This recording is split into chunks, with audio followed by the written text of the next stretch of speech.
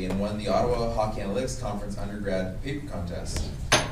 He's an avid hockey fan and recently started coaching for a local high school in Maine, probably teaching them that walks are as good as hits.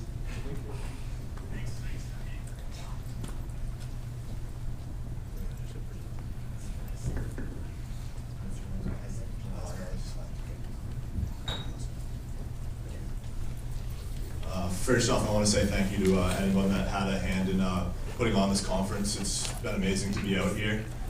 It's my first time on the West Coast, actually, and I absolutely love it. But just a quick thank you to everybody.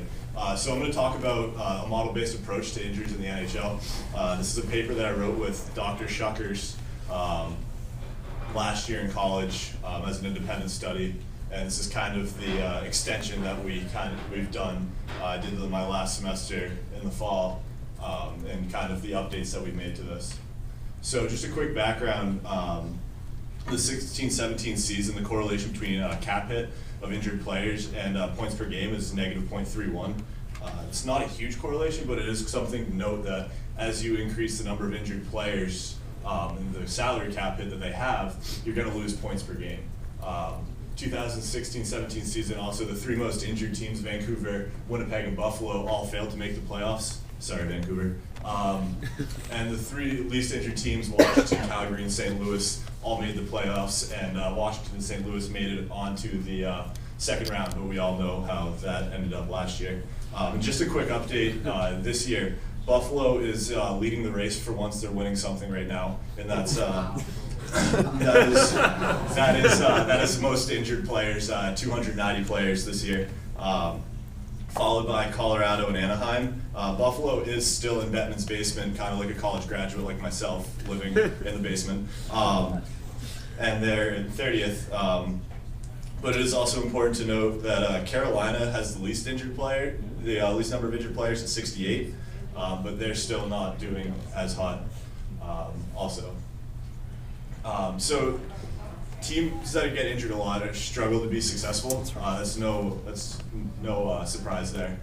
Injuries often impact the decisions of players, the decisions that managers and coaches have to make, whether they want to call someone up or make a deal at the deadline to get a rental player or trade for something. So it's really important to try to understand what a team's needs are going forward and try to model those needs and how they prepare for the draft or how they want to make acquisitions going forward. So this is kind of the background of our prior work that we wrote last year. We had a two-model approach, probability model and severity model, and they're both based off the same factors that occur in a game. And we did it as seasonal production. So we divided the statistics that we used for collisions, so hits and block shots. We divided that by the total number of games played, not how much time on ice they played. But we didn't include the injuries occurring in prior seasons. So we didn't include that, and that was something we wanted to work on going forward for this most recent paper. So we wanted to create one single model rather than having two different models, one for the probability and then one for the severity of an injury. And that was just because not many people are going to be too concerned with the probability of getting injured, but they're going to be concerned with how long someone's going to be out for. It's a lot better to predict the length of an injury and the total number of games lost for a team rather than, oh yeah, they're probably going to get hurt, so because you don't really know how long that injury is going to be. And we changed the collision statistics to how much they produced on ice while they were actually playing, because if you think about it, at best a defenseman is going to see about a third of the game, and a forward's seeing between 10 and 15 minutes of time on ice a game, and it differed. The number of statistics, or the number of hits or block shots is going to be different based on how much time on ice you actually play during that game. And then we use these models to predict man games lost for individual players as well as teams going forward. So the data we use comes from Man Games Lost and Hockey Reference, and I just want to give a big shout out to Dr. Nathan Currier, who's also in this paper, for his work at mangameslost.com and to Hockey Reference, because I wouldn't have been able to do this paper without the data from either of those sources. We collected the data from the 9-10 season to the 2016-17 season to allow us to create stable estimates. And below you can see the variables we use. INJ represents the games a player lost due to injury. Games played is the number of games a player played, obviously. Time on ice is the average time on ice. So it's the total number of minutes divided by how many games they played. Hits given for time is how many times a player hits for their time on ice. Block shots, BPT is block shots per time on ice. And then hits taken was actually something Dr. Shuckers and I were really excited about. At the end of the paper we wrote for the Ottawa Hockey Analytics Conference, we kind of realized that if a player's giving out a hit, they're bracing for that hit and they're ready for that hit and they understand what kind of force they're going to be delivering. So we wanted to see how taking a hit affects you, because you might not realize how hard a player's coming in at you and how much they're going to line you up for a hit. So we use the ESPN Game Center Tracker, or NHL Game Center Tracker, to understand who was getting hit the most, and we used hits taken for the time on ice they played going forward with that as well. And then we have the age and age squared. We use the quadratic age to model a quadratic career trajectory. So you have low production at the beginning of your career, the middle of your career you're going to have a higher production, and at the end of your career you're going to have a lower production as well. And then the IND is just an indicator variable for the determining the position of the player. 1 is going to be defenseman, 0 is otherwise. Further, we use each season model uses a prior 3 seasons injuries for the model. To be included in the study, you had to have some combination of 20 games lost due to injury or 20 games played. Some combination of those, whether it's 10 and 10, 5 and 15. At that point, we felt that you saw a rigorous amount of the season, so we thought it would be worthy. You'd be worthy to be in this study. And then this is an example of a player. I chose Alexander Edler to put up because we're in Vancouver. Played 68 games last year. He had 14 games lost due to injury. So quick double check your math. That's 82 games. He averaged 19.7 minutes of time on ice. He hit 6 times for his time on ice, blocked 5 shots. He was 30 as of January 1st in the season. So you square that, you get a bigger number. He's a defenseman, and you can see that he actually lost quite a bit of time in the prior seasons due to injury. So this is kind of a summary of the data that we looked at.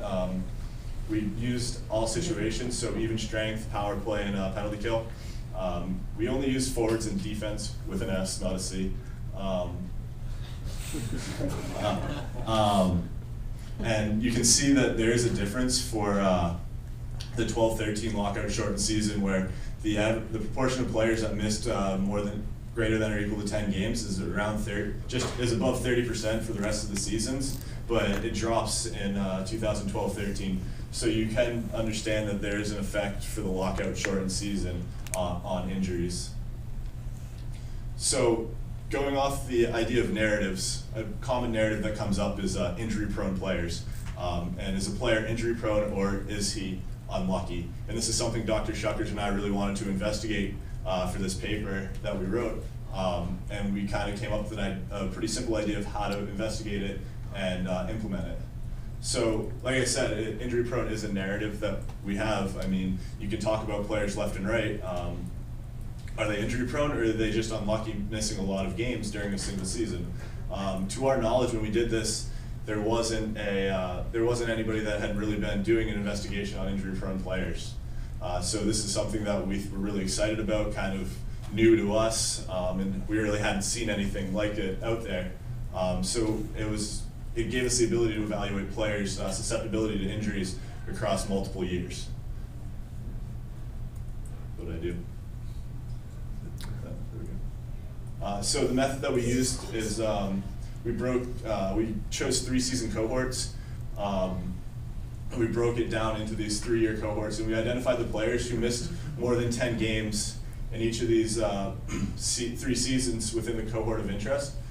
We calculated the average injury rate. So we took the proportion of players that missed 10 games in each of these seasons divided by 3, and that was the average injury rate we had. And then we multiplied the number of players that played in each of these 3 seasons by the seasonal injury rate to the power of 3 to get us the expected number of players that missed more than 10 games, and we compared that to the actual number of players who missed more than 10 games. And these are the results. With the exception of the 2009-10 season, 10-11 season, and 11-12 season, there was always a statistically significant difference between the number of players who missed 10 games and the expected number of players who missed 10 games. I did highlight the 3 cohorts that had the lockout shortened season, just because it does show that there is a lower average seasonal injury rate for those 3 seasons. And I do have a hypothesis about why the 9-10, 10-11, and 11-12 season wasn't statistically significant, and that is, as of March 16th, 2011, the NHL implemented their concussion protocol. So the 10-11, 11-12, 12-13 season would be the first one where there's 2 seasons of a concussion protocol actually being in place, and that actually puts a strain on players being out longer because they have to be recovered better.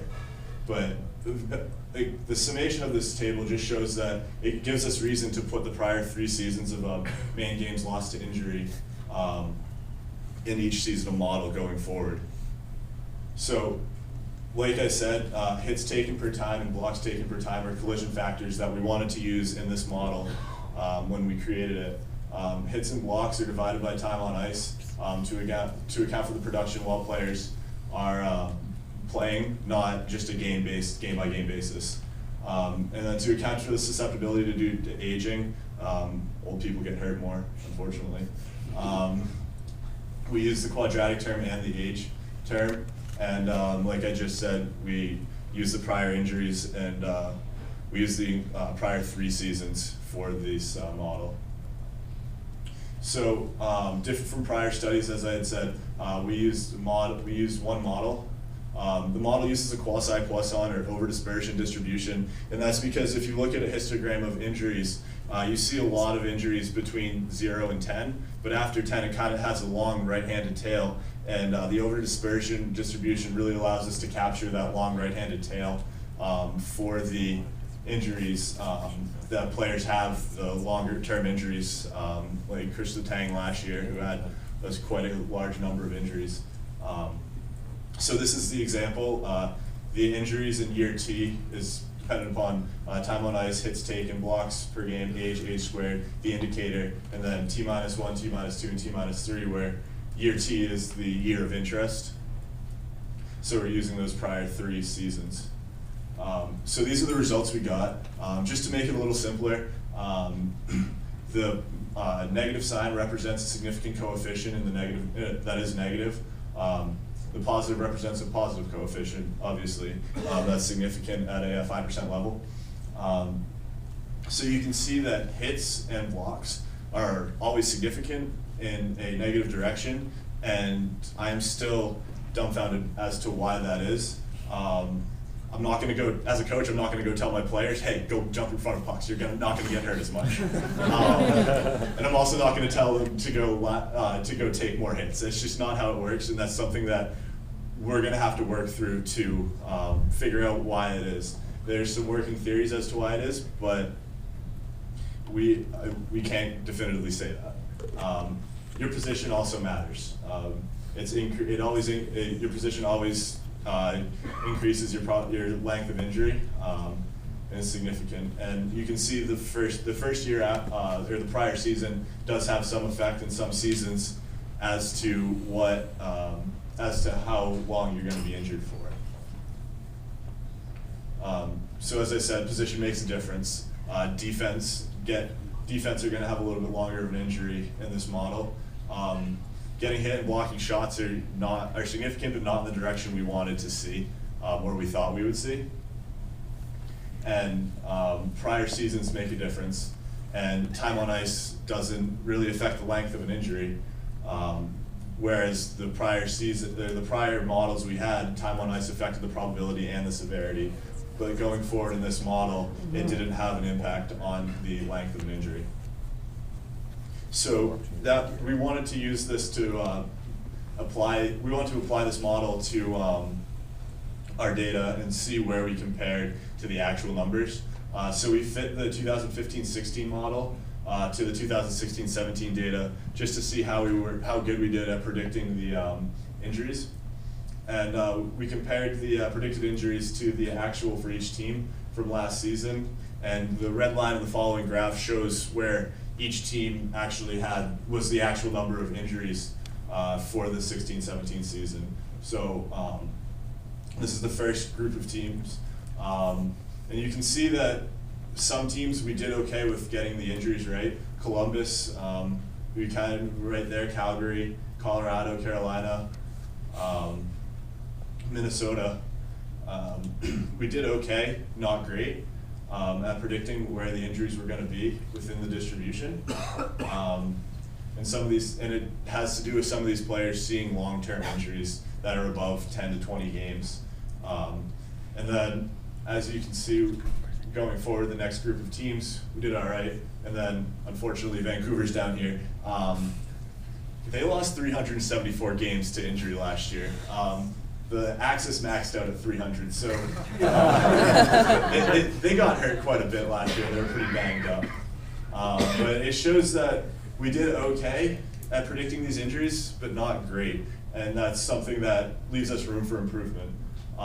So we do have some issues. How do we model rookies, and not just rookies, but players who haven't been in the league for 3 seasons? And so that gives us something to work on going forward, where do we do one model for someone who's been in the league for 1 year, one model for 2 years, and then use the actual model for 3 years going forward? Concussion protocol potentially factors into this. The 12-13 season, which was also the lockout season, was where they had the first full season of the concussion protocol. And like I had said at the beginning, special teams does it make a difference? We don't know. We haven't broken it out, and we might want to look at, all right, how much time on ice do you see during a penalty kill, or how much time on ice do you see in a power play, and how does that affect your injury rates? And then the final thing, the long-term injury reserve players, the Nathan Hortons, Mark Savards, the players that still record injuries, but they're not playing and there's no chance of them coming back. How do we account for those players in these models? So going forward, when the injury occurred, was it in the first half before the All-Star break? Was it in the second half after the All-Star break? Also, with that, how close are they to the playoffs? What's their playoff chance looking like? If you're on the bubble, you might rush a player back to come back from injury a little bit more. And if they're not on the bubble or don't have a shot at making the playoffs, you might tell them to rest a little bit more and take their time in getting back to this injury. Where the injury occurred, I'm convinced the NHL only has 3 injury types: head, upper body, or lower body. And I don't think I'll ever see what kind of injury it actually is until after the season. And does off-season training have an impact? Are you Connor McDavid busting your butt in the gym in the morning, or are you Phil Kessel slugging hot dogs and playing golf? That's 2-time Stanley Cup champion Phil Kessel. Great guy, tries hard, loves the game. And is there a difference between short-term and long-term injuries? Meaning, should we have 2 different models, one for injuries under 15 games or 10 games, and one for above 10 to 15 games? These are all questions that we want to try to answer, but it kind of bubbles down to predicting injuries is really, really hard. You can have 2 different players that have 2 different levels of toughness, and the same factors might hurt somebody for 4 games and it might not hurt somebody at all. But the thing is, because it's hard, it makes it fun to work on, and it makes me excited to keep going forward on this presentation, on this project. Thank you. If you have questions, raise your hand or bring the mic. Switch it up.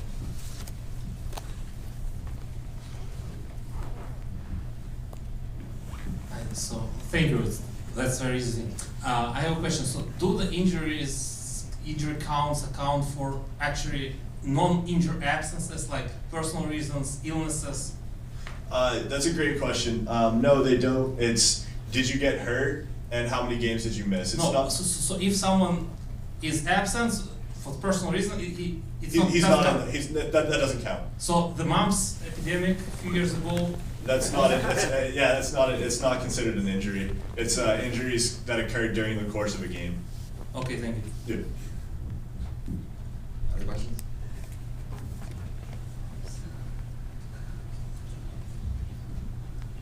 Just wondered, in terms of the injury-prone versus unlucky kind of narrative that you mentioned, did you compare players to like an average player who faced the same on-ice events or had the same injury history? Could you like compare how many games more a player missed or based on the exact same profile of a player, or an average player who faced that same level of events? No, we didn't compare it against like an average player. We kind of compared it to the proportion or the average number of games, or the proportion of players that missed 10 games in that season, and we compared that across each year of the cohort. So we averaged it out, but we didn't compare it to an actual average player with average statistics. This is looking more at the total number of players that got hurt across that season, or that cohort rather. Any more questions? All right, last one.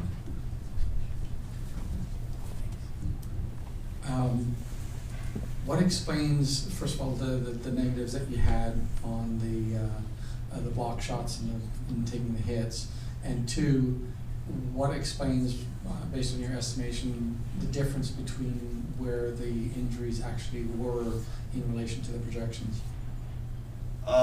So the first part to that, what explains the negatives versus why we expected positives? That's a difficult question to ask. My assumption is that players that block shots and block a lot of shots are good at blocking shots. They're trained in how to do it and use the parts of their body that are well protected.